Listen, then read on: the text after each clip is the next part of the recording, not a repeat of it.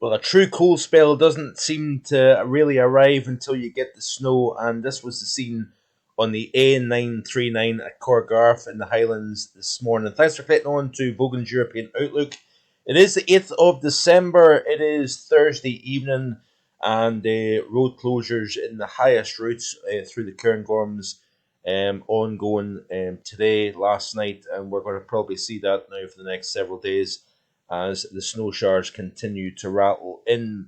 So beautiful scenes coming out of several parts of the north and the east of the British Isles. This was a nice scene here from Beck Hole in the North York Moors, captured by North York's weather. Beautiful image actually.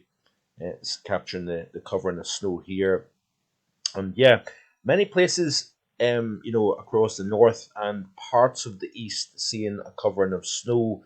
We're going to continue to see that over the next several days, but there, of course, is many places that aren't seeing the snow, and the reason why is we've got a continuation of northerly winds.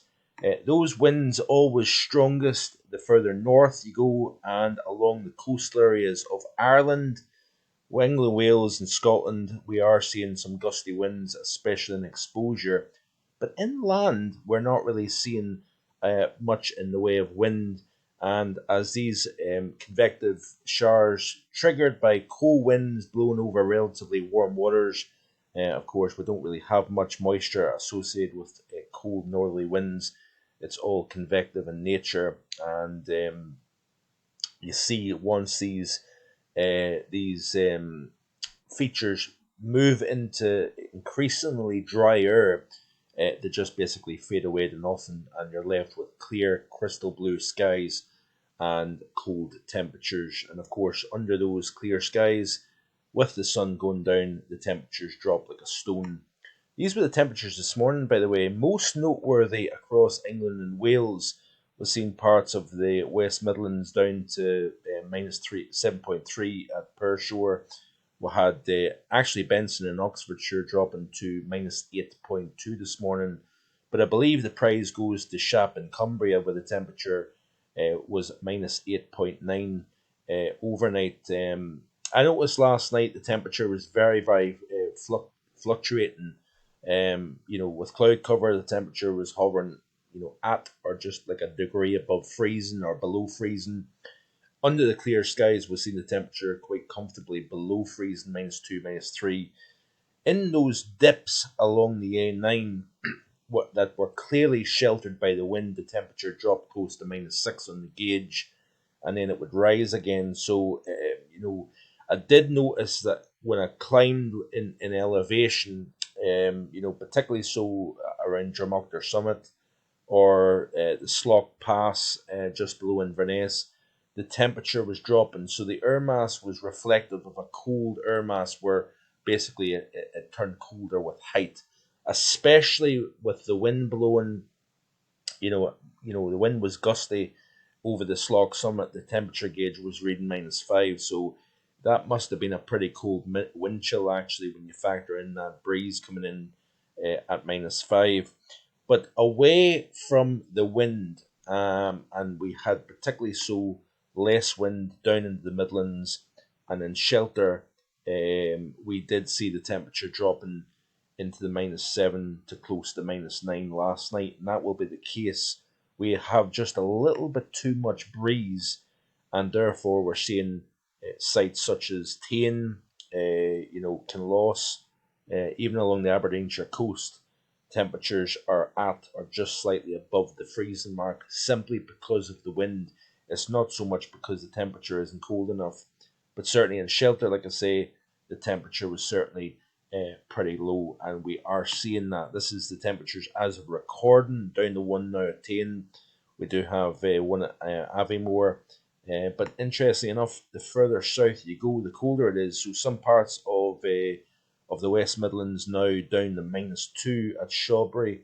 We have a minus 3.3 at Pershore. Bear in mind, folks, it is these temperatures are being recorded on your drive home. Temperatures at Great Dunfell minus 3.7. So plenty of temperatures all the way down to the south coast. Look at that there, Shoreham Airport recording a temperature slightly below the freezing mark at 5:30 in the evening here. So certainly it is a cold air mass in place at the moment. It looks as if it's going to maintain itself. Things change slightly as we progress into this upcoming weekend. We're going to start to see a little area of low pressure that's been heading from all the way up towards the Arctic region, drifting all the way south. And what we have is that feature dropping down the North Sea over the next 24 hours or so. We are going to continue to see snow showers during the overnight tonight across the north, down the east coast. There's that feature there you can see in the chart coming south. And what we are going to start to see is as that area of low pressure heads down the east coast of England, the isobars are going to spread out. The air mass is going to start to clear out with winds light, skies clear, temperatures are going to drop more even over the weekend. And I think in the early portions of next week, we're going to see the coldest temperatures of the entire period, so to speak. So you can see here, this is of course off the GFS. A lot of uncertainty over next week, and we'll get to that in just a second because the models are printing out some very interesting things indeed. Interesting enough, you notice here how the GFS has this area of low pressure kind of wobbling and drifting south. Now, underneath this feature, what we've got is we could have an enhancement of precipitation developing with this area of low pressure, and it may start to bring snow to parts of Cumbria, Lancashire, into North Wales, the Liverpool, Manchester area. Could be starting to see a covering of snow during the early portion of Saturday morning. But notice here that as the isobars are spread out, we've got those lighter winds. Where the skies are clear, we're going to see the temperatures dropping quite considerably indeed. Daytime maximums remaining marginally above the freezing mark here. Also, there's an interesting little kind of onshore flow situation going on here across the north of Scotland. Aberdeenshire, for example, possibly up into the Inverness area. As that area of low pressure heads south, we're going to pull in our winds from the east. And of course, with these cool winds blowing in off the North Sea, we could see some interesting snowfall across parts of Aberdeenshire, Murray, Inverness, possibly Sutherland as well, as that feature drops south. All the while we're keeping our eyes on this big area of low pressure to the southwest, we're also keeping an eye on this feature here off the Italian coast. That area of low pressure is going to lift north. We're going to see some very heavy snowfall breaking out on the western and northern flank of this low. So as we progress through the weekend, remaining cold over the British Isles here, isobars are spaced out. Fog is going to be a problem. And by the way, with fog lingering all day long in a cold air mass, there's some places could struggle to get much above -2, -3 by daytime. And then, of course, it depends on whether that fog dissipates during the overnight period. If the fog lingers, the temperature almost stays the same as what it was during the day, -2, -3 degrees. If that fog disappeared during the night, you could really see the temperature dropping very quickly indeed. There's that area of low pressure. The latest run of the GFS actually has it a little bit further east. Remember yesterday's run, it showed it more over Germany, western portions of Poland. Now it's got it over south and east Poland and into the Baltic states here, as you can see. Area of low pressure moving into Iberia, as you can see as well. But maintaining that kind of slack northerly flow, as you notice here, as we progress towards the end of the weekend, and with, of course, reasonably clear skies, the temperatures are going to remain well below freezing during the overnight period here. Then that feature, as you can see here, moves all the way up into southern portions of Finland. We could have some very significant snowfall for Helsinki, for example. Then it's as we push towards the early and middle portion of next week, that's when things get interesting. Now, the GFS continues to show the northerly flow and the cold into the UK. It's keeping this feature well to the south of the UK. Now, some of the model runs have this feature coming further north with its milder bumping into the cold. We're going to see heavy snowfall breaking out. And then, of course, this latest run of the model has that area of low pressure further south. Cold, dense air is hard to kind of break into. And when you've got this warm tropical air, what you need to watch as well, by the way, is warm subtropical air pushing into the cold. Of course, the cold air drops down to the surface as heavy. That mild, moist air rides up over the top of that, and then, of course, it precipitates through the cold column and falls as snow here.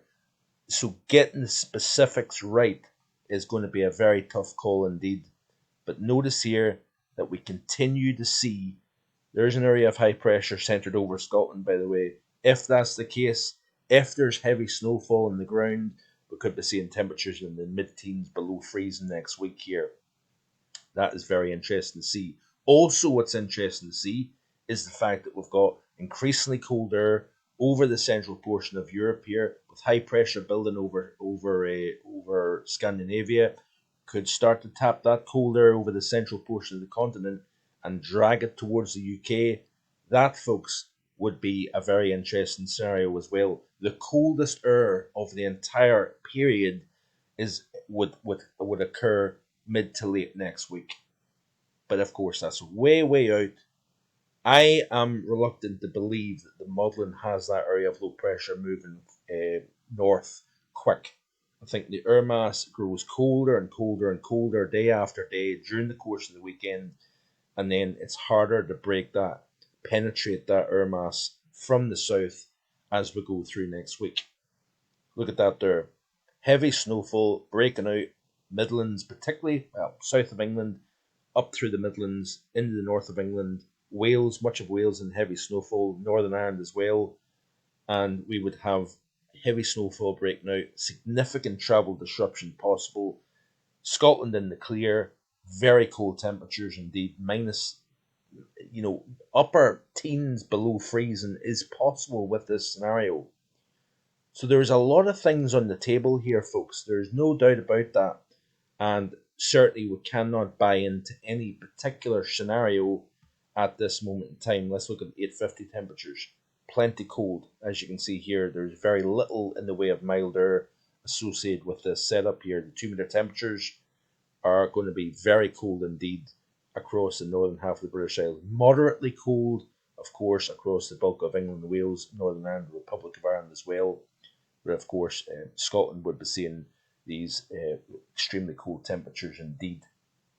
Looking at the snowfall chart, this is let's have a quick look at the British Isles. I'm running out of time here because there's that many things going on at the moment, I'm afraid. It's hard to keep up with everything. Let's have a look at the UK and let's play it through the loop. Of course, this is just the GFS. I could be showing you the ECMWF, the Met Office chart, so on and so forth. Snowfall at the moment here, you notice it's all around the coastal areas away from Scotland here. So the north of England, western and northern portions of Wales, the southwest, the southeast of England. Of course, that is where the showers are at the moment here. We're not really getting those showers penetrating inland, as you can see here. But then, of course, as we progress through next week, notice here the snow's not disappearing from Scotland, so the air mass is still very cold indeed. Barely above freezing by day, well below freezing by night. And that snow cover continues to grow. And then, of course, you've got that system coming up from the south. Most of the UK is buried in snow by the time we reach next weekend. But like I say, this could all change in the next model run. And that is something that we need to consider. But there's a lot of things on the cards. Minus 15 to minus 18 is possible next week. And I'm trying my best not to hype things up. I'm showing you what the potential and the pattern. The models are showing it. But also we're now seeing the reality of the weather itself coming as we go forward. Through the weekend, this cold intensifies. The stage potentially is set this weekend for what may happen next week, and I think next week could be even more interesting than this week. So that's it for today. Keep it right here on my YouTube channel. Please like, please share, and hit that subscribe button. Thanks for watching.